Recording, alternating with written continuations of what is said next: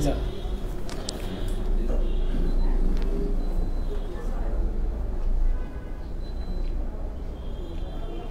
আসসালামু আলাইকুম ওয়া রাহমাতুল্লাহি ওয়া বারাকাতুহু। ওয়া আলাইকুম আসসালাম ওয়া রাহমাতুল্লাহি ওয়া বারাকাতুহু। আউযু বিল্লাহি মিনাশ শাইতানির রাজীম। বিসমিল্লাহির রাহমানির রাহিম। আলহামদুলিল্লাহি রাব্বিল আলামিন ওয়াস সালাতু ওয়াস সালামু আলা সাইয়্যিদিনা ওয়া মাওলানা আবুল হাসান মুস্তাফা মুহাম্মদ। আল্লাহুম্মা সাল্লি আলা মুহাম্মদ ওয়া আলি মুহাম্মদ ওয়া আলা আহলি বাইতিত তাইয়্যিবিন আত-তাহিরিন আল-মাসুমিন। আলহামদুলিল্লাহিল্লাযী هدانا لهذا وما كنا لنهتدي لولا أن هدانا الله. در ادامه توضیحی راجع به دعای کمیل و فرازهای نورانی دعای کمیل به اینجا رسیدیم که حضرت می‌فرمایند و کم من فاتح من البلاء اقمته و چه بسیار در واقع از بلاها و مصیبت‌های بزرگ که تو از سر من دور کردی و من را نجات دادی از آنها. আউযু বিল্লাহি মিনাশ শাইতানির রাজীম। বিসমিল্লাহির রহমানির রহিম।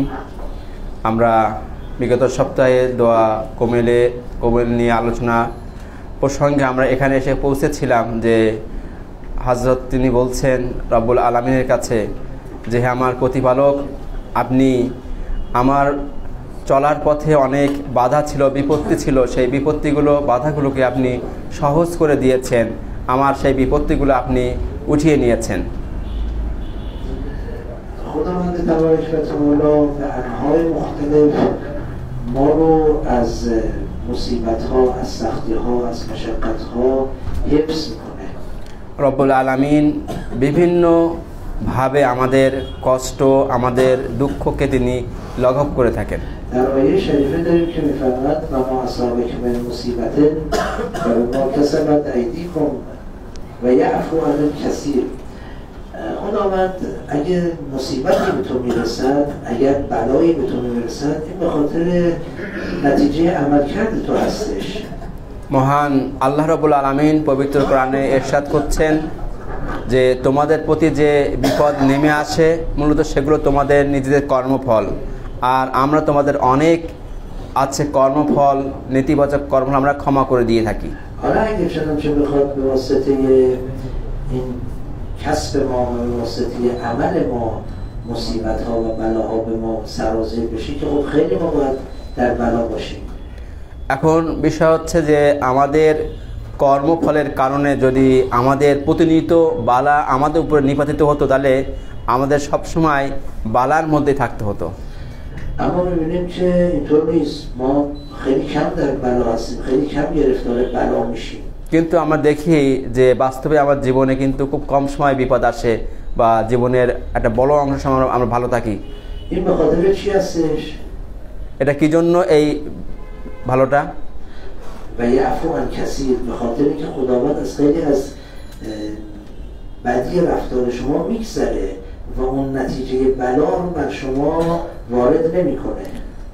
এর মূল কারণ হচ্ছে রব্বুল আলামিন আপনাদের অনেক নেতিবাচক আচরণ বা কর্মকে তিনি ক্ষমা করে দেন। ক্ষমা করে দেওয়ার ফলে যে খারাপ আমলগুলো করেছিলেন তার জন্য যে বিপদ নেমে আসার কথা ছিল সেগুলো আর নেমে আসে না আমাদের জীবনে। این درست مثل اینه که یک پدر از فرزندش عمدتاً میگذره، از بدیهای فرزندش رو نگاه نمیکنه و معاملش با فرزندش بر اساس رفتار فرزند نیست واقعا. এটা ঠিক অমনই যেভাবে একজন পিতা তার সন্তানের আচার ব্যবহারকে তিনি ক্ষমা করে দেন এবং সবসময় তার আচরণের কারণে তাকে শাস্তি বা কৈফিয়ত তলব করেন না, অনেক সময় তাকে তার খারাপ আচরণগুলো না দেখার ভান করে তিনি পাশ কেটে চলে যান। شما نگاه بکنید، ما به خدا میگیم که بر اساس اون چیزی که خودت هستی با ما برخورد کن، نه بر اساس اون چیزی که ما هستیم. আর আমরা আল্লাহর কাছে এভাবে বলি, হে রব, আপনি যেমন আপনার রুবুবিয়তের সত্তা তার উপর ভিত্তি করে আপনি আমাদের সাথে আচরণ করেন না, আমরা যেমন আমাদের উপর ভিত্তি করে আপনি আমাদের সাথে তেমন আচরণ করবেন না। این درست مثل اینه که فرزند به پدرش بگه بر اساس اون چیزی که تو پدریت داری با من برخورد کن، نه بر اساس رفتار من فرزند و بر اساس شخصیت من فرزند. এটা ঠিক অমনি যেভাবে একজন সন্তান তার বাবাকে বলে, বাবা আপনার পিতৃত্বের মহত্বের উপর ভিত্তি করে আপনি আপনার সন্তানের সাথে আচরণ করেন, ব্যবহার করেন, না আমি সন্তান, আমি যে ভুল করি আমার সেই ভুলের উপর ভিত্তি করে আমাকে শাসন করবেন। در واقع میگیم خدایا اونجوری که خودت اهل اون هستی با ما برخورد کن، نه اونجوری که ما اهل اون هستیم. এটার কথা হচ্ছে অমূল্য যেভাবে আমরা বলে থাকি দোয়ার মধ্যে, আল্লাহ আপনার যে মহত্ব সেই মহত্বর ভিত্তিতে আপনি আমাদের সাথে আচরণ করুন, না আমাদের যে অবস্থা সেই অবস্থার ভিত্তিতে আমাদের সাথে আচরণ করুন না। رابطه خداوند با ما چه رابطه که আমাদের সাথে মূলত রব্বুল আলামিনের যে সম্পর্ক কেমন সম্পর্ক? آیا مثل رابطه شریک با ما هست؟ একজন আমার পার্টনারশিপের মতো সম্পর্ক? آیا مثل رابطه مثلا حکومت و رئیس با ما هست؟ অথবা রাষ্ট্রনায়ক এবং তার নাগরিকদের সাথে যে সম্পর্ক থাকে তেমন সম্পর্ক? آیا مثل رابطه یک دوست و رفیق با ما هست؟ অথবা একজন বন্ধুর সাথে আর এক বন্ধুর যে সম্পর্ক তদ্রূপ সম্পর্ক? نه، رابطه خدا با ما مثل رابطه مادر با ماست. না, এমন নয়, বরং একজন মা তার সন্তানকে যেভাবে দেখে ঠিক তদ্রূপ রব্বুল আলামিনের সাথে আমাদের সম্পর্ক তেমন। در واقع مادر سایه‌ای از رابطه خداوند تبارک و تعالی با ماست. প্রকৃতপক্ষে রব্বুল আলামিনের মহত্বর ছায়াস্বরূপ হচ্ছে একজন মা, এবং মা যেভাবে তার সন্তানের সাথে আচরণ করে ঠিক তেমনি। یعنی بر اساس مهربانی شدید، یعنی بر اساس عشق.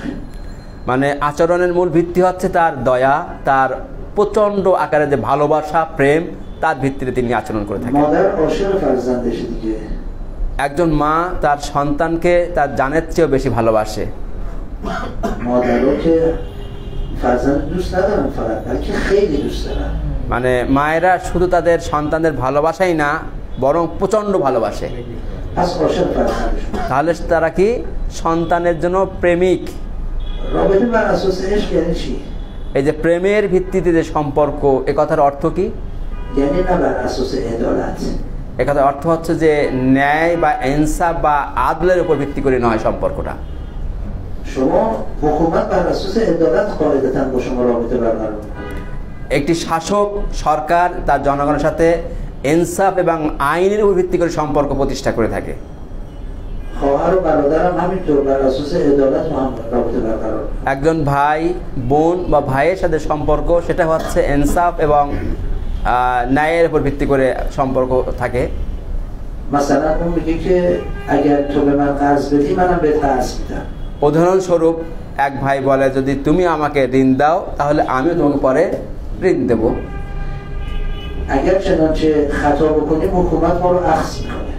যদি আমরা কোনো নাগরিক হিসেবে ভুল করি তাহলে সরকার আমাদেরকে তলব করে থাকে। ما میتونیم بیشتر از حقمون از شریکمون در امور مالی توقع داشته باشیم؟ আমরা কি কখনোই পারি আমার এক পার্টনারশিপ থেকে আমার যেটুকু আমার অংশ তার চেয়ে বেশি নিতে? نه. না, چون رابطه ما با اونها همش بر اساس عدالته. কেননা এই সকল শ্রেণীর মানুষের সাথে আমাদের সম্পর্ক সবসময় একটা আইনের উপর ভিত্তি করে, একটা ন্যায় মানদণ্ডের উপর ভিত্তি করে। اما رابطه ما با پدر مادرمون بر چه اساسیه؟ কিন্তু পিতামাতার সাথে আমাদের সম্পর্কের ভিত্তিটা কিসের উপর ভিত্তি করে? بر اساس عشق.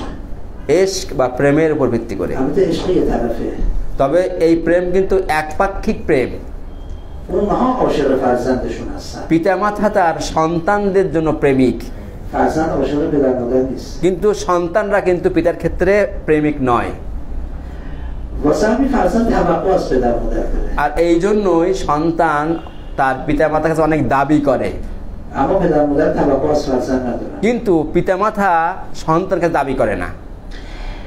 پدر مادر بر اساس تفضل با فرزند ارتباط برقرار میکنن. পিতামাতা সবসময় তার অনুগ্রহ এবং দয়ার উপর ভিত্তি করে সন্তানদের সাথে সম্পর্ক রক্ষা করে চলে।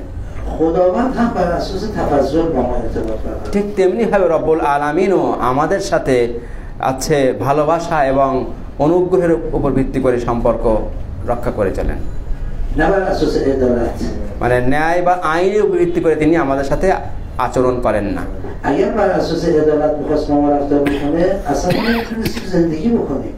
যদি রব্বুল আলামিন আমাদের সাথে আইন এবং আদালতের উপর ভিত্তি করে আচরণ করতেন তাহলে পৃথিবীতে আমাদের টিকে থাকা দুষ্কর হয়ে যেত, জীবনযাপন করতে পারতাম না। اون موقع اون بلاها و مصیبت‌ها در واقع بهش گرفتار می‌شدیم. আর درگیر میشدیم باش. তখনই আমাদের কৃতকর্মের ফলের মাধ্যমে আমরা প্রতিনিয়ত বিপদ আপদে আমরা গ্রেফতার হয়ে যেতাম। ما خودمون میدونیم که خیلی گناه میکنیم، আমরা নিজেরাই জানি যে আমরা কতখানি গুনাহ করে থাকি, خیلی خطا میکنیم، আমরা অনেক ভুল করে থাকি। اما میبینیم خدا ما رو نمیگیره. কিন্তু এই ভুল বা গুনার কারণে রব্বুল আলামিন আমাদেরকে পাকড়াও করেন না। اگه شما خطا بکنید توی شهر پلیس میگیرتون. আপনারা যদি এই শহরে কোনো ভুল করেন, ভুল নীতি করেন, তাহলে কিন্তু সাথে সাথে পুলিশ আপনাকে গ্রেফতার করবে نمیگذره از شما. এবং আপনাকে ছেড়ে দেবে না।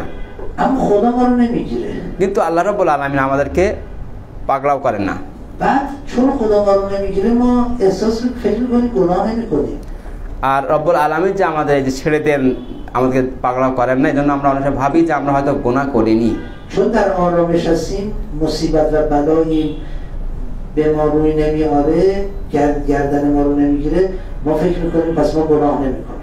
আর যেহেতু আমরা পাকড়াও হই না, আর এই কর্মফলের কারণে আমরা মুসিবতে গ্রেফতার হই না, এই জন্য আমাদের চিন্তায় এমনই হয়তো অনেক সময় চলে আসে যে আমরা কোনো গুনাহ করিনি। این نقطه اشتباه ما است. এটা হচ্ছে আমাদের একটি ভুল ধারণা বা পয়েন্ট। به جایی که در واقع خدا ما رو نمیگیره و زیر منت خدا هستیم، در صدد بهبودی خودمون بر بیاییم و گناه از گناه دور بشیم، غرور پیدا میکنیم، فکر میکنیم گناهی نمیکنیم، به گناه خودمون ادامه میدیم.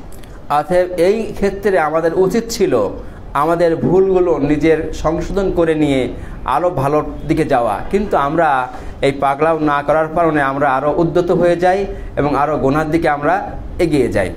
و کم من فاده من البلاء اقمته و ای خدا چه بسیار از بلاها و مصیبتها رو که از سر من دور کردی و من مستحق اون مصیبتها، مستحق اون بلاها بودم، اما تو به من تفضل کردی.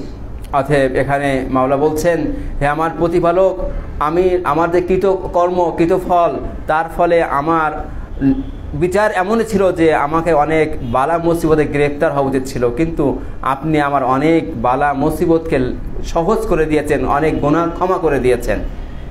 و ما اصابك من مصیبت فبما کسبت ایدیکم و یعفو عن کثیر. اگر چنانچه مصیبتی به شما میرسه، بلایی به شما میرسه، به خاطر عملکرد خود شماست. حالا تازه چقدرش به شما میرسه؟ خیلی کمش. یعفو عن کثیر. خدا از خیلی از این عملکردهای بد شما میگذره، یه دوتاشو بهتون نشون میده تا برگردید. রব্বুল আলামিন তিনি পবিত্র কোরআনে ইরশাদ করছেন যে আমাদের উপর যে বিপদ নেমে আসে, মুসিবত নেমে আসে, মূলত এগুলো আমাদের কৃতকর্মের ফল। পাশাপাশি রব্বুল আলামিন স্মরণ করে দিচ্ছেন, তোমাদের অনেক গুনাহ, অনেক কৃতকর্মকে যেগুলো খারাপ ছিল সেগুলো আমি ক্ষমা করে দিয়েছি। যদি তিনি ক্ষমা করে না দিতেন তাহলে আমাদের পুরো জীবনভর আমরা মুসিবতে পড়ে যেতাম। রব্বুল আলামিন সময় সময় দুই একটি মুসিবত আমাদেরকে চাকান, যাতে আমরা বুঝতে পারি যে আমার কর্মের ফল কত তিক্ত, যাতে আমি সমস্ত এই গুনাহ থেকে নিজেকে মুক্ত করার জন্য চেষ্টা করি।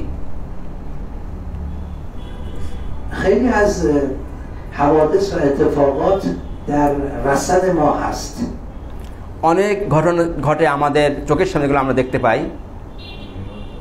در طول روزمره ممکن ما رو بربایه. এমনকি এই ঘটনাগুলো এই দৈনন্দিন কাজের মধ্যে আমাদেরকে গ্রেফতার করতে পারে, اما ما هر روزمون آرام داره میگذره. কিন্তু দেখতে পাই যে রব্বুল আলামিনের অনুগ্রহে প্রত্যেকটা দিন আমাদের শান্তির মধ্যে কেটে যাচ্ছে। ما در یک آرامش در واقع غفلت کننده به سر میبریم. মানে আমরা এমন এক প্রশান্তির মধ্যে থাকি যে প্রশান্তি আমাদেরকে গাফিল করে দেয় যে আমার গুনাহ আমার আছে। فکر میکنیم که این آرامش ماندگار است. আমরা মনে করি যে এই প্রশান্তিটা আমার জন্য দীর্ঘস্থায়ী থাকবে। فکر میکنیم که این آرامش در واقع نتیجه عملکرد خود ما هستش. আমরা এমন চিন্তা করি যে এই যে আমি প্রশান্তির মধ্যে আছি, এটা আমার কৃতকর্মের ফল। به این آرامش عادت کردیم. কেননা আমরা এমনই প্রশান্তিতে অভ্যাস করে ফেলেছি। غافل هستیم که خدایی که ما رو حفظ داره میکنه خیلی از بلاها رو از جلوی پای ما برمی‌داره. কিন্তু আমরা ভুলে গিয়েছি যে আমাদের এই প্রশান্তির মূল কারণ হচ্ছে রব্বুল আলামিন আমাদের অনেক গুনাহকে তিনি ক্ষমা করে দিয়েছেন। আমার চলার পথে অনেক বিপদ ছিল, বিপদগুলো থেকে আমাকে উদ্ধার করেছেন, সেগুলো আমার থেকে মুছে দিয়েছেন। حتی ما بشر کمک میکنیم به اینکه آرامش خودمون رو به هم بزنیم. অনেক সময় আমরা মানুষেরা এমন করি যে এই প্রশান্তিটুকু যে আছে, এই প্রশান্তিটুকু আমরা নিজেরা আমাদের হাতছাড়া করি।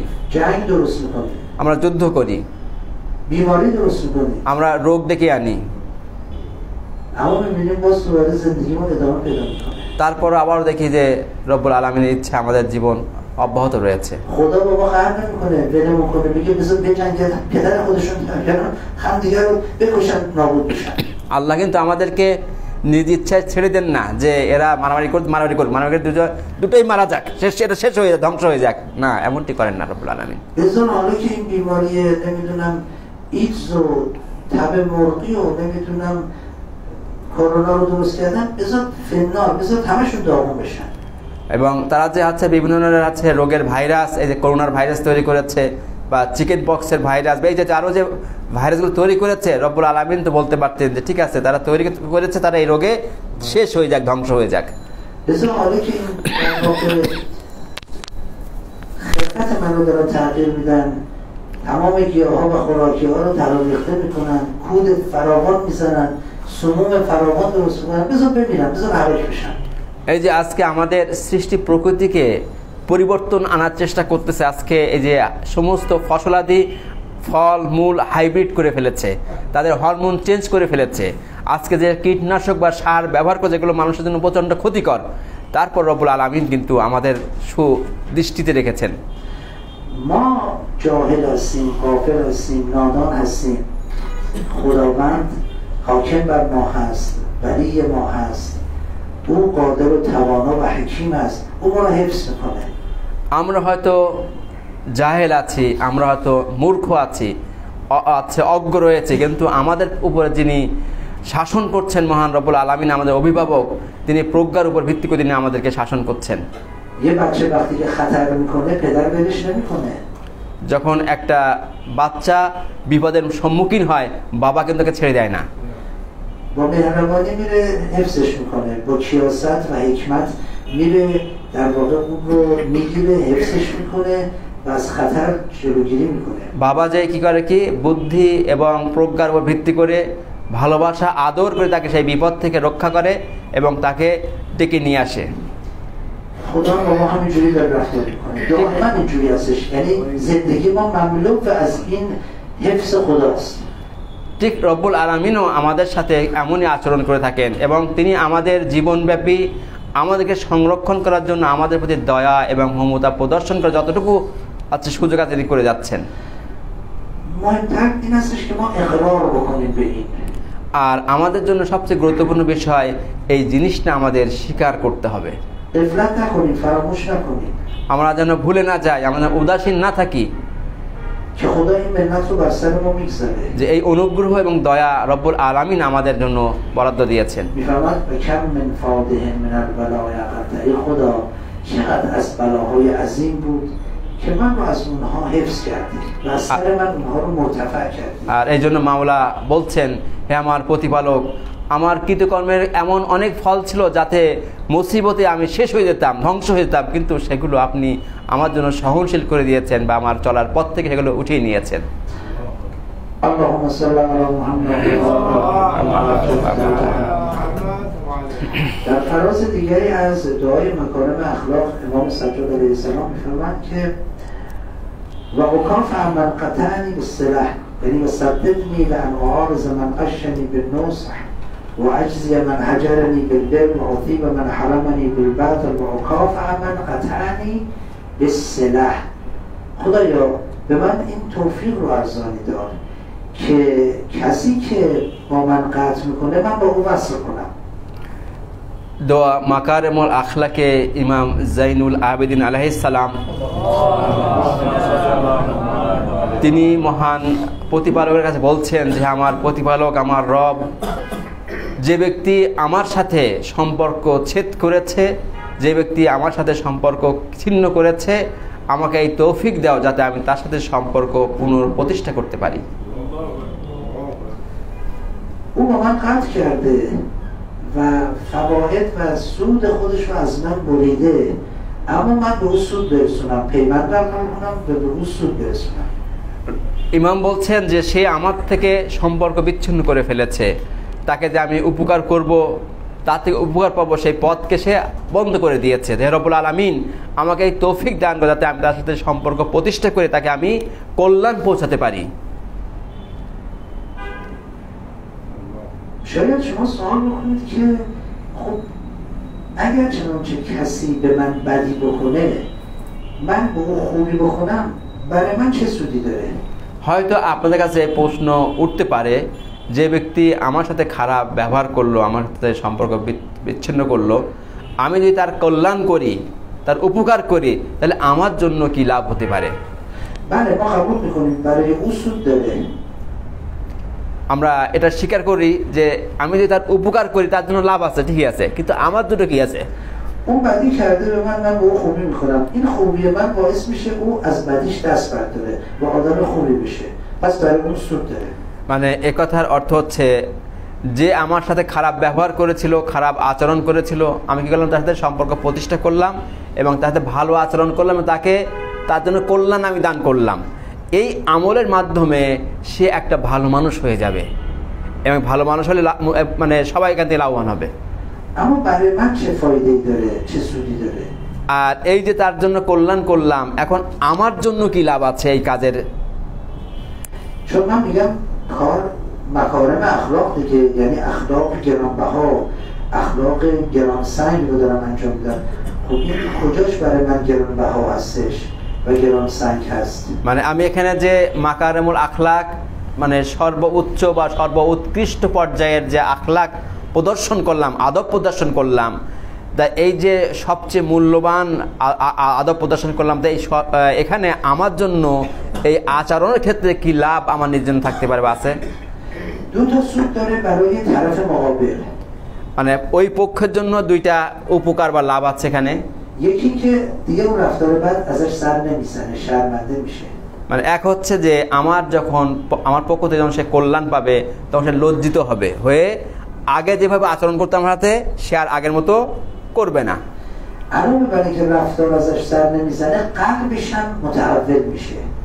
আর এই যে সে আগের মতো আচরণ আমার করছে না, এর মূল কারণ কি? তার হৃদয়ের মধ্যে একটা পরিবর্তন ঘটেছে।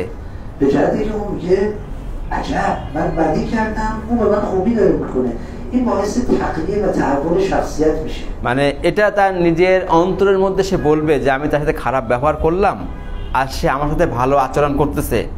এই চিন্তা তার নিজের ব্যক্তিত্বের মধ্যে ইতিবাচক প্রভাব ফেলে তার ব্যক্তিত্বের একটা পরিবর্তন ঘটাবে।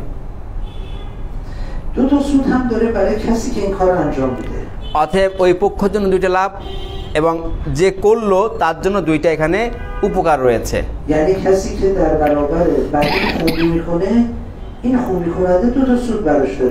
অতএব খারাপ আচরণের মোকাবেলায় যে ব্যক্তি ভালো আচরণ করলো তার জন্য দুইটা উপকার এখানে আছে।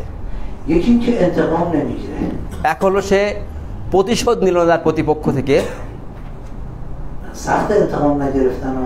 মানে একজন তার হক ছিল তার থেকে প্রতিশোধ নেওয়া, কিন্তু সে প্রতিশোধ না নেয়, নিজেকে যদি কন্ট্রোল করে, কঠিন বিষয়। এখানে মহান মানুষরা প্রতিশোধ নেয় না, মহত্বের পরিচয় তারা দিয়ে থাকে। মানে তারা অন্যকে আছে তার ব্যক্তিত্বকে হনন করার প্রয়োজন পড়ে না এখানে। در واقع تشفی بده، نفس خودش رو آرام بکنه با به دردسر انداختن دیگری। মানে এখানে আমরা যখন প্রতিশোধ নেই, মানে আমার নাফস বা আমার মনের তৃপ্তি মেটানোর জন্য অন্যকে কি করি, কি ঘায়েল করি আর কি, প্রতিশোধ নেই। সে যখন আছে কষ্টে পড়ে, বিপদে পড়ে, তখন আমি কিন্তু মনে মনে তৃপ্তি পাই। پس این میشود این انتقام نمیگیره، پس این خیلی کار بزرگی کرده که انتقام نگرفته। তাহলে কি হলো? প্রথম অবস্থা সে প্রতিশোধ নিল না, তার মানে একটা মহান কাজ সে করলো। মানে এ কথার অর্থ তার নিজের নফসের উপর তার নিয়ন্ত্রণ রয়েছে। এটা হচ্ছে তার প্রথম উপকার। দ্বিতীয় লাভ কি? در برابری بدی دیگران خوبی بهش میکنی اون رو هدایتش میکنی দ্বিতীয় পর্যায়ে যে ভালো উপকার সেটা হচ্ছে যখন একজন মানুষ আপনার সাথে খারাপ আচরণ করলো তখন আপনি তার সাথে যখন ভালো আচরণ করছেন মানে তাকে কি হেদায়েত দান করছেন আপনি یعنی اون رو رشدش میدی এ কথার অর্থ কি তার মানবিক যে স্তর সেটাকে আরো প্রবৃদ্ধি ঘটাচ্ছেন شخصیت اون رو تغییر میدی তার ব্যক্তিত্বের মধ্যে পরিবর্তন নিয়ে আসতেছেন انسان از هدایت دیگران لذت میبره که اگه به دست خودش انجام بگیره و سود میبره ثواب میبره پاداش میبره মানুষ যদি কাউকে হেদায়েত দান করে তা যে হেদায়েত দান করেছে যখন দেখে যে এই লোক তার মাধ্যমে হেদায়েত পেয়েছে সে যেমন কিন্তু তৃপ্তি অনুভব করে এবং পাশাপাশি সে যে হেদায়েত পেয়েছে সে তার উপকার হয়ে গেল نه تنها انتقام نگرفتی بلکه برخلاف انتقام کار کردی نه که فقط انتقام نگرفتی মানে শুধু আপনি তার থেকে যে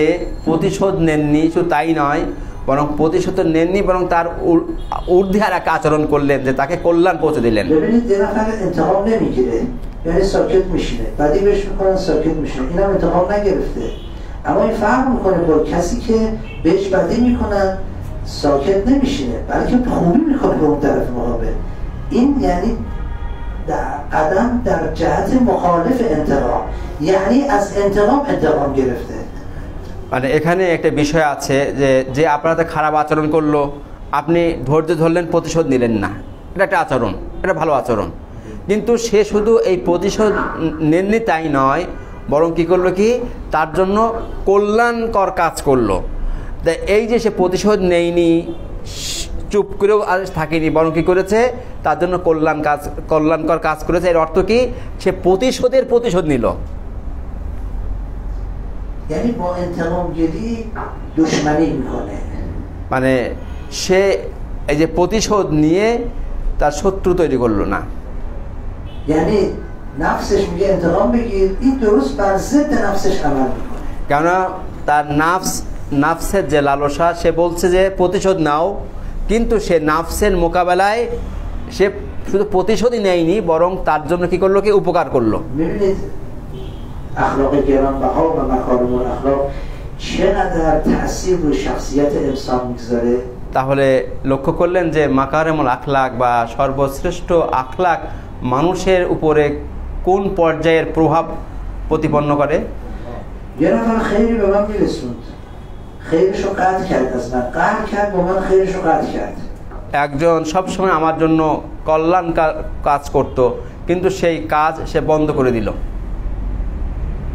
اگر چنانچه من با اون پیمان برقرار کنم و خیر خودم رو بهش برسونم این میشه مکارم اخلاق আর যদি আমি তার সাথে সম্পর্ক প্রতিষ্ঠা করি এবং আমার পক্ষ থেকে কল্যাণ তাকে পৌঁছায় এটা হবে সেই মাকারিমুল আখলাক সমতুল্য আচরণ کار خیلی سختیه اما هر چی که سخت باشه ارزش هم এটা হয়তো گرانبهاییش بیشتره এটা হয়তো অনেক কঠিন একটি কাজ কিন্তু যত কঠিন হোক না কেন এই কাজ যখন কেউ করবে তার মূল্য ঠিক তদ্রূপ অত্যাধিক মূল্যবান একটি আচরণ এটি کاریست که عمدتاً پدر مادرها در رابطه با فرزندشون یه معلم خوب و نیکو در رابطه با شاگردش انجام میده এই আচরণ তদ্রূপই যেটা পিতামাতা তার সন্তানদের ক্ষেত্রে করে থাকে অনেক সময় অনেক খুব মানে ভালো শিক্ষক যারা তারা তাদের ছাত্রদের ক্ষেত্রেও এমন আচরণ করে থাকেন پیامبران نسبت به مردم اینجوری بودن আর সমস্ত পয়গম্বরগণ নবীগণ তারা তাদের উম্মত বা মানুষের ক্ষেত্রে এমনই আচরণ করতেন مردم از اونها قطع میکردن باشون دشمنی میکردن اما پیامبران با رحمت با اونها برخورد میکردن জনগণ মানুষ সেই নবীদের রসুলদের থেকে সম্পর্ক বিচ্ছিন্ন করে ফেলতো যেত না কিন্তু নবীগণ কি করতেন কি সম্পর্ক পুনঃপ্রতিষ্ঠা করে তাদেরকে কল্যাণ পৌঁছে দিতেন فرعون میگفتش که ای موسی اگر چنانچه از من تبعیت نکنی تو رو به زندان میندازم میکشمت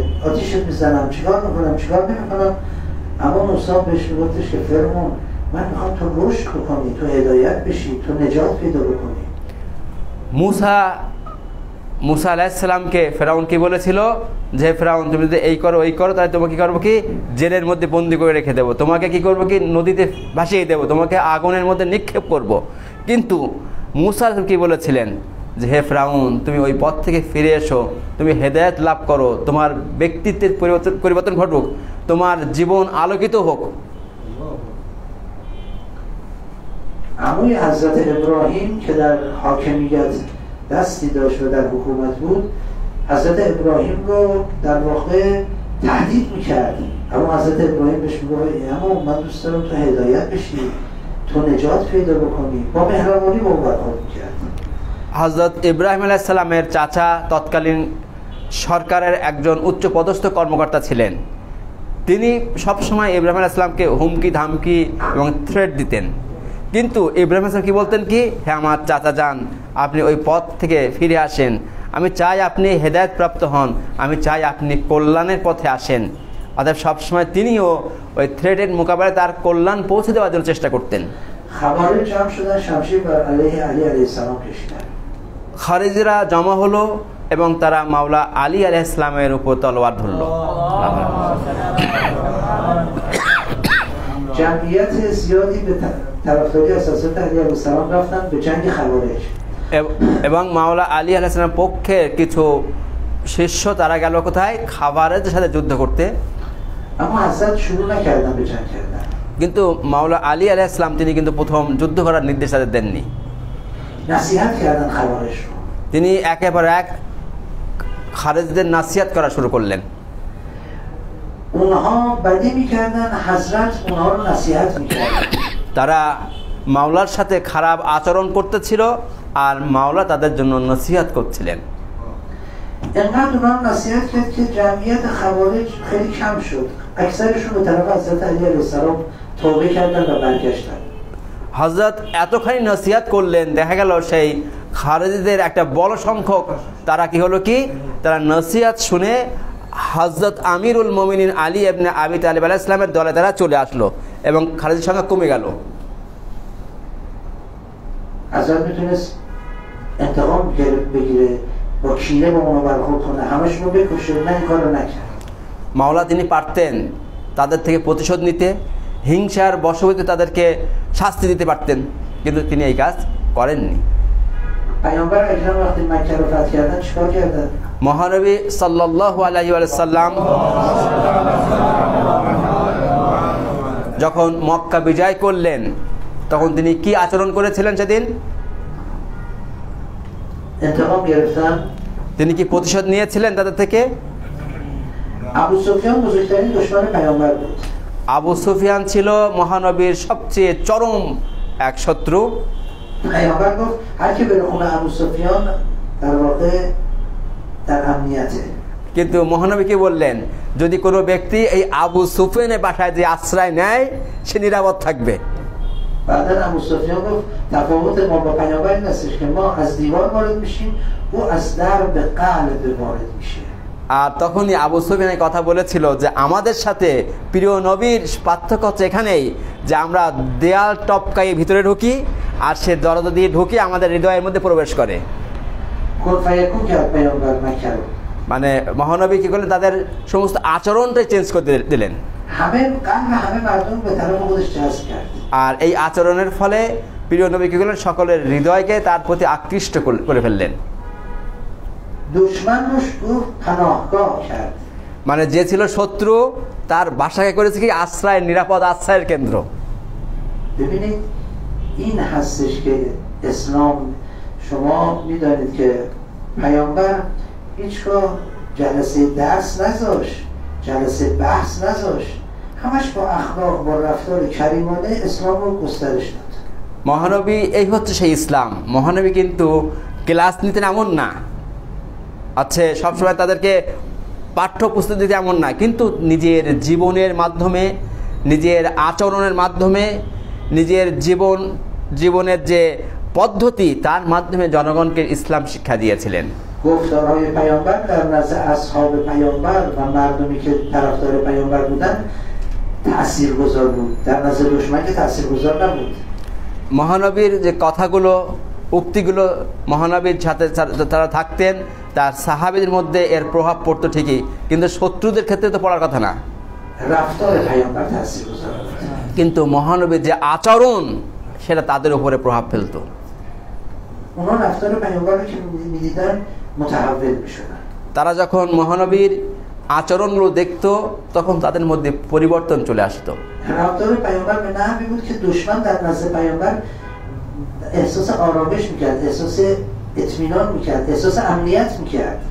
মহানবীর আচরণ এমনই ছিল, এমনকি দুশমনরা মহানবীর কাছে এসে নিরাপদ মনে করত, প্রশান্তি অনুভব করত এবং তারা শান্তিতে থাকতো। مثل یهودیانی که الان در اسرائیل هستن میگن حزب الله صادق‌تر از حکومت ماست. আজকে যারা ইসরায়েলে যারা ইহুদি আছে তারা স্পষ্টভাবে তারা বলে যে আমাদের সরকারের চেয়ে হিজবুল্লাহদের কথা সত্য, এবং তারা সত্য কথা বলে। حتی به دشمنشون اعتماد بیشتری دارن تا به حکومت خودشون. এবং তারা আছে তাদের শত্রুর প্রতি বেশি বিশ্বাস রাখে তাদের সরকারের তুলনায়। این هست که قلب انسان‌ها رو متحول می‌کنه. আর এই জাতীয় আচরণ হচ্ছে মানুষের হৃদয়গুলোর মধ্যে প্রভাব ফেলে এবং পরিবর্তন নিয়ে আসে। اون موقع می‌بینید که جهان یک دفعه بر علیه ظلم بلند میشه، دانشگاه‌ها مثل دانشگاه‌های آمریکا، کانادا، انگلیس و کشورهای مختلف و همین دانشگاه‌های بنگلادش می‌بینید برمیخیزند. আর এই আচরণের ফলে দেখবেন হঠাৎ করে মানে ইউরোপে, আমেরিকার, কানাডার, নিউজিল্যান্ডের বিভিন্ন বড় বড় বিশ্ববিদ্যালয় থেকে আওয়াজ উঠছে। এমন শুধু সেই দেশে না, এমনকি আপনাদের বাংলাদেশের ছাত্ররা আওয়াজ তুলছে সেই অন্যায়ের বিরুদ্ধে। چه کسی هزینه کرده اینها رو پول داده که بیان تظاهرات کنن؟ কে এখানে টাকা দিয়েছে তাদেরকে যে এসে মিছিল করবে আর এই স্লোগান দেবে? چه کسی خطرپذیری رو برای اینها به ارمغان آورده؟ কে এই যে বিপদ পিঠে নিয়ে যারা রাস্তায় মিছিল করছে এবং স্লোগান দিচ্ছে কে?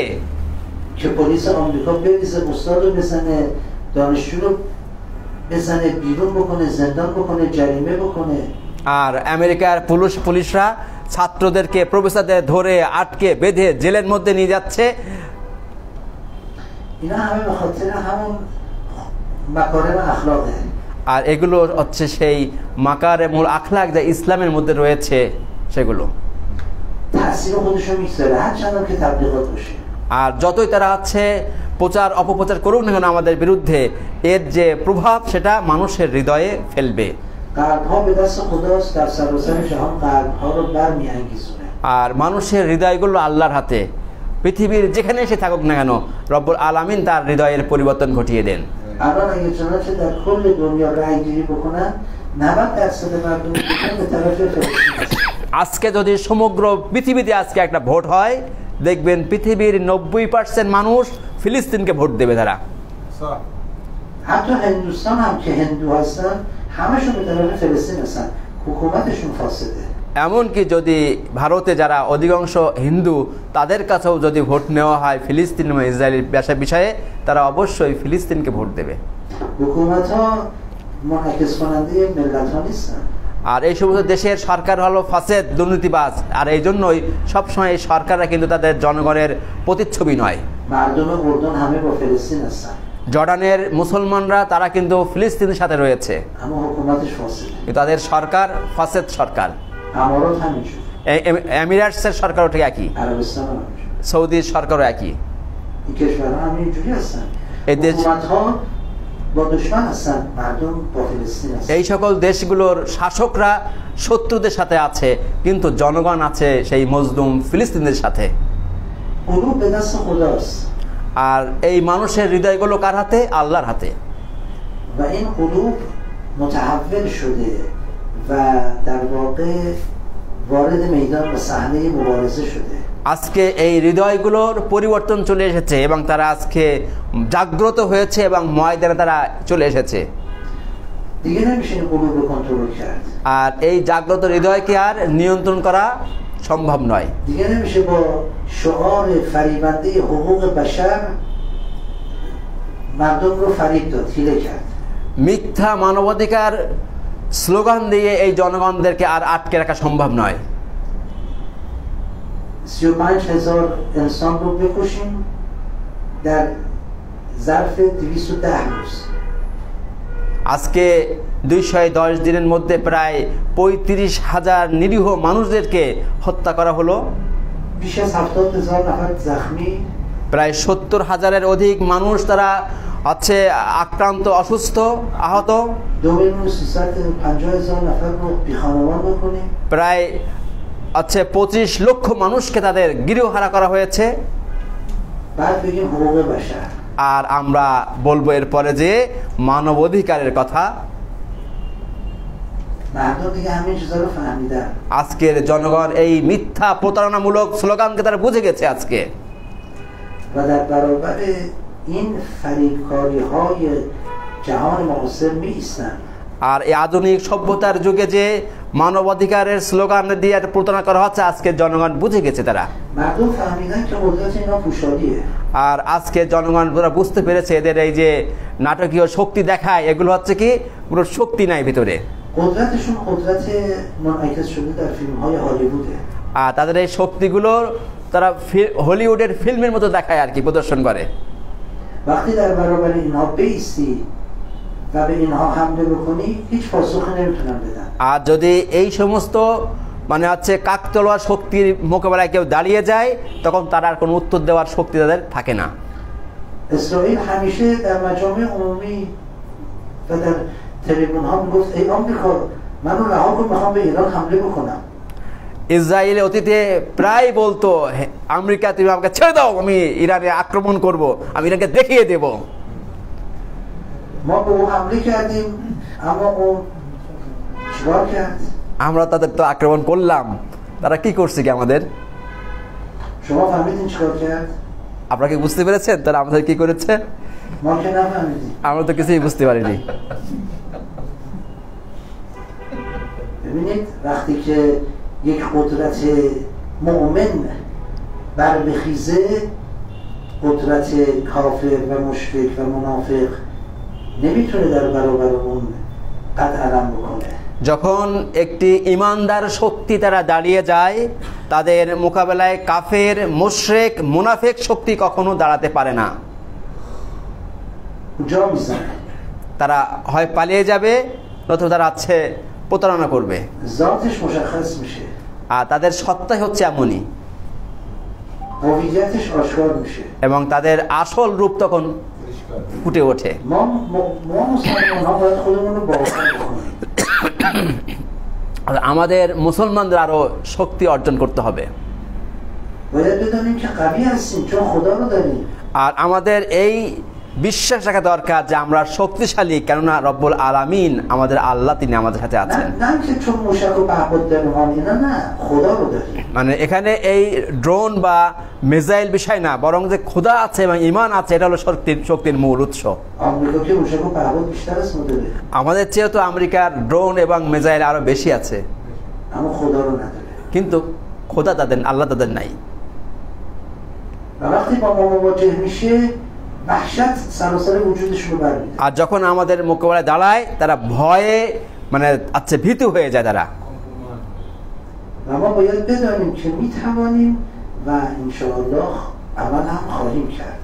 আর আমাদের এই বিশ্বাস রাখতে হবে যে আমরা পারবো এবং এটা আমরা বাস্তবে প্রমাণও করবো ইনশাআল্লাহ। انشاءالله که به زودی شاهد پیروزی جبهه حق و باطل و فلسطین و اسرائیل باشیم। ইনশাআল্লাহ আমরা অতি শীঘ্রই ইনশাআল্লাহ দেখব মিথ্যার উপরে সত্যের বিজয় এবং জালেমদের উপরে ফিলিস্তিনিদের বিজয়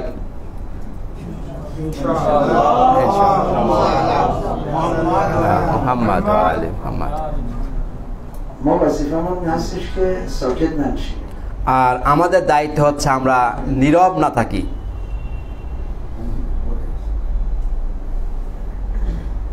میگن آزادی بیانه، তারা বলে যে বাক স্বাধীনতা, اما وقتی حرف بزنی سایتتو پر میکنن। কিন্তু যখন আপনারা কথা বলেন আপনাদের সাইটগুলো বন্ধ করে দেওয়া হয়। اشکال نداره، مسلمان‌ها خودشون باید اقدام بکنن به در واقع تأسیس سایت‌های بزرگ. اونها به ما نیازمند باشن. সমস্যা নেই, মুসলমানদের উচিত তাদের বিভিন্ন সার্ভার প্রোটোকলগুলো তৈরি করা যাতে তারা আমাদের মুখোমুখি হয় এই ক্ষেত্রে. ما خودمون باید یوتیوب ساز باشیم، فیسبوک ساز باشیم، اینستاگرام ساز باشیم، تلگرام ساز باشیم. چرا باید از ظرفیت اونها استفاده کنیم که تحت قوانین اونها باشیم؟ আমাদের উচিত আমাদের নিজস্ব চিন্তার আদলে ফেসবুক তৈরি করা, ইউটিউব তৈরি করা, ইনস্টাগ্রাম তৈরি করা, এগুলো তৈরি করা. আমরা তাদের দায়বদ্ধ থাকবো, তাদের কালচারে আমরা অভ্যস্ত হব. انشاءالله به زودی یه همچین کارهایی در سطح جهان انجام خواهد گرفت. ইনশাল্লাহ আর সেদিন বেশি দূরে নয় যে এমন কাজ পৃথিবীব্যাপী হবে ইনশাল্লাহ. تمام معادلات و قوانین حاکم بر امپریالیسم از بین خواهد رفت و به هم خواهد خورد. ইনশাল্লাহ সাম্রাজ্যবাদী অপশক্তির সেই প্রাচীর অতি শীঘ্রই ভেঙে ধসে পড়বে ইনশাল্লাহ. اللهم صل على محمد وعلى آل محمد. اللهم اغفر للمؤمنين والمؤمنات والمسلمين والمسلمات الأحياء منهم والأموات. تابع بيننا وبينهم بالخيرات. اللهم اغفر لنا ولوالدينا ولأجدادنا وجداتنا. آمين. اللهم اغفر لآبائنا وأمهاتنا. آمين. اللهم اغفر لموتانا. آمين. اللهم اجعل عواقب امورنا خيرا. آمين. اللهم انصرنا على من ظلمنا وآذانا. آمين. اللهم انصر الاسلام والمسلمين. آمين. اللهم اخذل الصهاينة والمنافقين والكفار والمشركين. آمين. اللهم اخذل استكبار الامريكا. آمين. اللهم انصر فلسطين. آمين. اللهم احفظ قائدنا الخامنئي وانصره وجيوشه. آمين. اللهم عجل بوليك الفرج والعافية والنصر. آمين. وهب لنا رأفته ورحمته. آمين. اللهم عافنا واعف عنا واستخر لنا واجعل عواقب امورنا خيرا. آمين. وانصرنا على من عادانا واصلح امر اخرتنا ودنيانا واقض حوائجنا يا لطيف. اللهم صل على محمد وعلى آل محمد وعجل فرجنا.